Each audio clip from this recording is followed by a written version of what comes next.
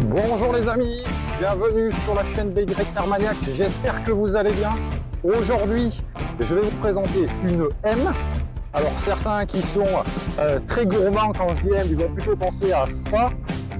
Les autres qui sont plutôt passionnés de musique, eh ben, ça va leur faire penser à ça. Mais il n'en est rien aujourd'hui. La M que je vais vous présenter, c'est celle-ci.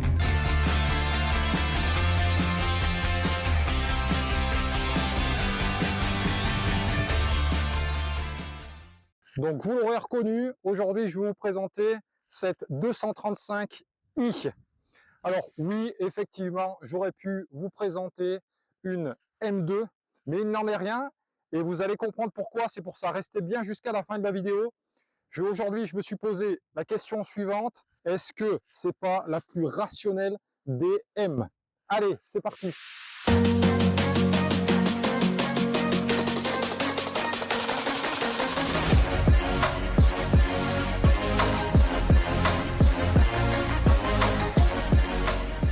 Alors pour cette 235i, on rappelle les performances. Elle fait 326 chevaux pour 450 Nm de couple et elle abat le 0 à 100 en seulement, et oui seulement 4 secondes 8.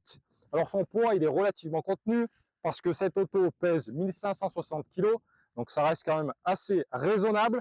Et on rappelle quand même, cette auto elle est de 2015, donc du 4 secondes 8 là-dedans, je peux vous dire que ça va déménager. Donc à sa sortie de cette 235i, les nostalgiques avaient retrouvé une petite partie des anciennes M3.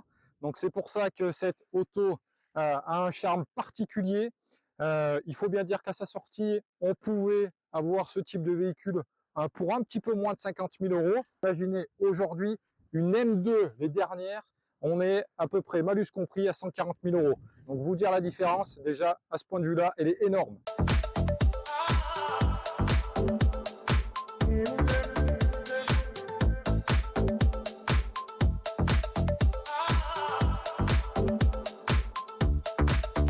L'idée à l'époque, c'était de faire déjà la remplaçante de la série 1, qui elle était vraiment très joueuse.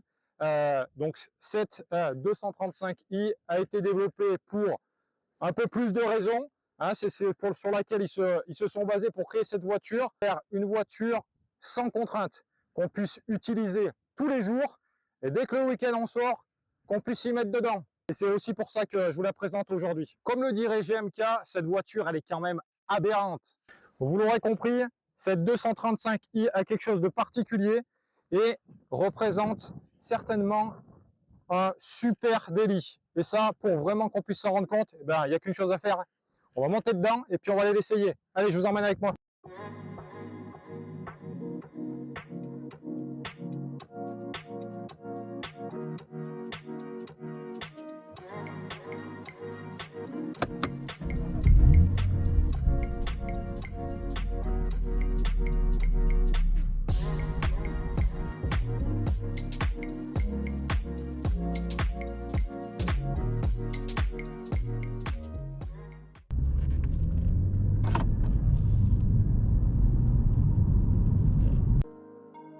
Avant d'aller faire un tour avec, revenons un peu sur l'extérieur.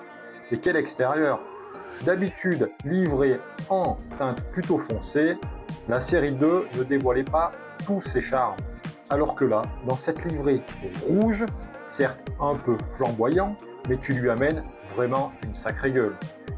Agressive, mais sans toutefois en faire trop, elle évite les traits bodybuildés de la M2 pour manifester sa sportivité. Elle a plutôt choisi une double sortie d'échappement pas trop volumineuse, un bouclier spécifique mais assez lissé et des gros disques pincés par des gros étriers, ainsi que des jantes qui lui sont propres. Ce sont des jantes alu double rayon 436 de couleur Orbit Grey. Dès la montée dans l'habitacle, l'enthousiasme y retombe d'un cran. On sent bien que BMW a essayé de rehausser l'ambiance avec quelques inserts par-ci, par-là. Mais bon, l'habitacle reste toujours aussi austère. Enfin, ça, c'est mon point de vue. Tant pis pour l'originalité, et le folklore.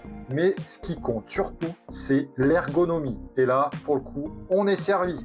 Tout tombe sur la main, on n'est pas perdu et on prend ses repères très facilement. Alors oui, ça ronfle. Une petite pression sur le bouton de démarrage et là, en une fraction de seconde, on oublie complètement l'intérieur qui est plutôt austère. Le gros 6 cylindres en ligne de 3 litres se réveille dans un souffle chaud et grave. Alors en mode classique, non sport, on arrive quand même à avoir plus de 90 dB derrière en termes de sonorité, ce qui est plutôt admirable. Le freinage est mordant et il est plutôt agréable. J'ai pas pu le tester dans des conditions extrêmes, mais là, dans les conditions normales et sportives, il fait largement le boulot. Alors ce qui m'a étonné le plus, c'est son confort qui est étonnant. Alors, que ça soit à allure modérée ou vive, le confort il est toujours là. La boîte, elle s'adapte à tous les niveaux et on retrouve vraiment une facilité de conduite et de prise en main qui est vraiment top. On rappelle, il y a quand même 326 chevaux, que sur les roues arrière, ça reste quand même relativement rassurant.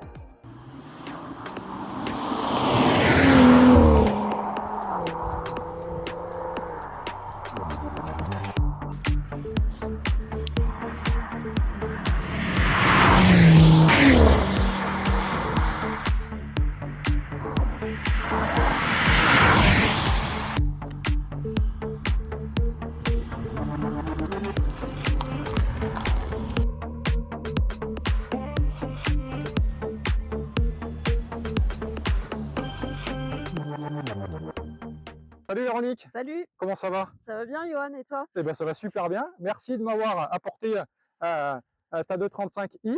Et puis justement, on va en parler. Avec plaisir.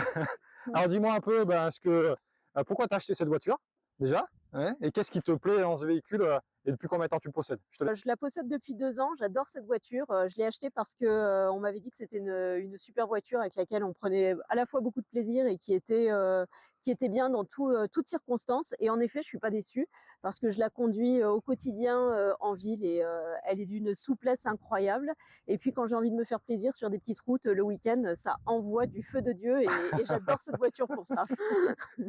Donc, comme je l'ai dit précédemment, effectivement, c'est un peu le délit idéal, et c'est ce que nous confirme Véronique.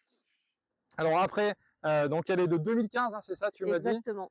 Donc ça fait quoi, 2 ans du coup que tu la possèdes, c'est ça? Oui, Ok, c'est super. ça. Et là, s'il y avait autre chose à changer aujourd'hui, tu garderais ça ou Non, je la garderai. Honnêtement, Ok. j'ai la chance d'en avoir une seconde que j'utilise uniquement professionnellement et j'ai quand même gardé celle-ci tellement je l'adore. Ok, bon, ça confirme quand même un peu, hein. Alors restez bien jusqu'à la fin parce que quand on aura tout fait, je ferai le bilan. Mais effectivement, cette voiture s'utilise autant au quotidien et permet de faire des trajets aussi qui sont relativement longs et puis de s'amuser sur n'importe quel type de route. Donc voilà, c'est pour ça que Véronique l'a acheté. Après, en performance, on a bien compris, avec les 326 chevaux, ça déménage. Au niveau mécanique, il y a des choses que tu as faites ou pas? Alors désolé pour le vent les amis, mais là aujourd'hui, on est servi au niveau du vent. Qu'est-ce que tu as fait au niveau méca? Tu as fait des choses ou J'ai rien touché. rien J'ai touché rien du tout, touché. à part les entretiens réguliers? J'avais prévu d'y faire une petite préparation, mais en fait, c'est vraiment pas nécessaire et déjà, elle en voit tellement que honnêtement, c'est Oui. vraiment pas indispensable du tout et il y a largement ce qu'il faut à la base déjà. Parce qu'on rappelle que là, on a le moteur de la N55. Sur la M2, du coup, il est un peu plus préparé, donc il développe plus de chevaux. C'est pour ça qu'il y en a quand même beaucoup qui l'ont préparé. Mais bon, là, franchement, 326 chevaux, ça suffit largement. En plus, voilà, les routes, là, on est sur de la petite route, donc je peux vous dire que ça déménage fort.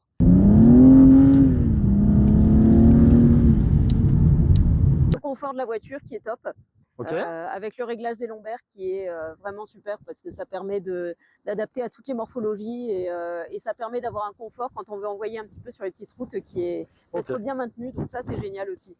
Bon, en tout cas, merci pour ta venue. Avec plaisir. Et puis, on va aller à bord.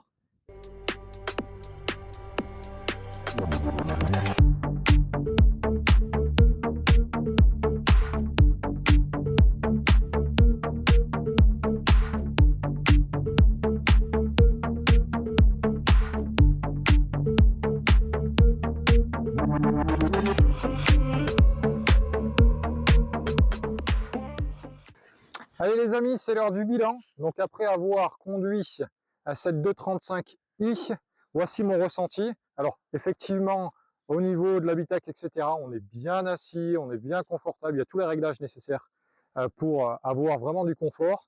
Alors, en conduite sport, pas de souci, elle envoie largement ce qu'il faut. Alors pour répondre à la question du début de la vidéo, c'est vraiment la voiture idéale en termes de délit, en plus en termes de tarifs par rapport à une M2, il y a une différence qui est quand même relativement énorme. Alors franchement, à part le body kit qu'on va retrouver sur la M2, elle a quand même de la gueule cette bagnole, non? Bon, alors je comprends pourquoi Véronique veut la garder, parce que c'est vraiment une auto qui est vraiment sympathique à conduire et qui peut être agréable aussi tous les jours. Bon, j'espère que cette vidéo vous a plu. Si vous n'êtes pas déjà abonné, faites-le et n'oubliez pas d'activer la clochette de notification. Je vous retrouve bientôt pour une nouvelle vidéo. Alors, à bientôt!